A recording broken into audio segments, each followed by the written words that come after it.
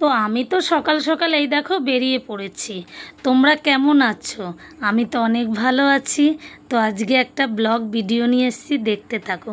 তো সকাল সকাল আমি রেডি হয়ে কোথায় বেরিয়েছি বলো তো? এই দেখো, পুজো দিতে যাচ্ছি। তো যাওয়ার সময় গেট পড়েছে, দেখো ট্রেনটা কি অসাধারণ লাগছে। মানে আমি সত্যি এটা ভিডিওয় ছাড়তাম না, তা দেখি যে ভিডিওটা খুব সুন্দর লাগছে, তো আমি একটু ভিডিও ছেড়েই দিলাম ট্রেনের। তো কেমন লাগছে দেখো তো, বলবে কমেন্টে, ঠিক আছে? আর গেট পড়েছে, তো গেটটা খুললো, এখন বেরিয়ে যাব।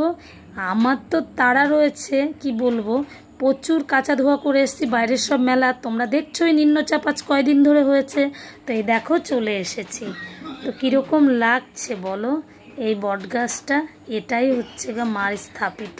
মার এখানে কিন্তু কোনো মূর্তি নেই, তোমরা ভিডিওটা দেখো তাইলে বুঝতে পারবে। কোনো মূর্তি নেই এখানে।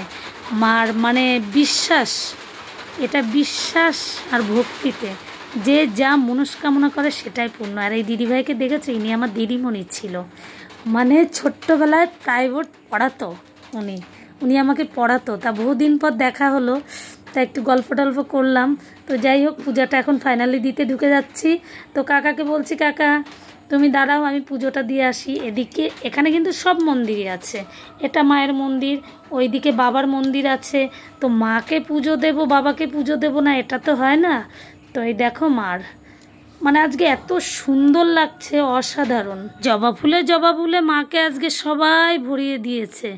মানে আজকে খুব খুশি হয়েছি আমি। কেন জানো তো, আমি প্রত্যেক বাড়ি যাই, এখানে এত লোক দেখি না। এবছর এখানে প্রচুর প্রচুর লোক হয়েছে। তা মার পুজো দিয়ে এবার বাবার এখানে বাবার পুজো দিচ্ছি। ওইদিকে তো মায়ের ওখানে প্রসাদ রেখে এসেছি। তো বাবার পুজো টুজো দিয়ে ওখান থেকে প্রসাদ নিয়ে তবেই বাড়ির দিকে যাব।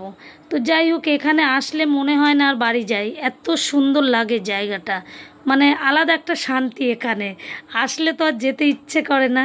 তো এই দেখো, এটা হচ্ছে বাবার মন্দির। তো তোমাদেরকে কীরকম লাগলো একটু বলবে, ঠিক আছে? তো বাবার এখানে পুজো কমপ্লিট হলে আমি মার ওখানে যাব। আর আমার তো আজকে খুবই ভালো লাগছে সত্যি। একা একাই গিয়েছি, কেউ যায়নি। যেহেতু আগের দিন আমার এখানে পুজোয় আসার কথা ছিল, তাও আগের দিন আসতে পারিনি। আজকে সকাল অবধি পূর্ণিমাটা ছিল, আমি সকাল সকালেই রেডি হয়ে জন্য চলে এসেছিলাম। তো যাই হোক, বাবার পূজাটা কমপ্লিট হয়ে গেছে। এখন এই যে মার প্রসাদ নেব। আর দেখো কি ভালো লাগছে, অসাধারণ। তো মায়ের পুজো দিয়ে দক্ষিণা দিয়ে প্রসাদ, এখানে অন্যবার যখন আসি এখানে প্রচুর ভক্ত থাকে, মানে প্রচুর ভক্ত থাকে প্রসাদের জন্য। তো এবছর এসে আমি ভক্ত একদমই দেখছি না যে কাকে প্রসাদ দেব। তো দেখছি একজন ভক্তই বসে আছে, তো তাকেই প্রসাদটা দিয়েছি। তো ভিডিওটা কীরকম লাগলো কমেন্টে জানিও। সবাই ভালো থেকো, টাটা।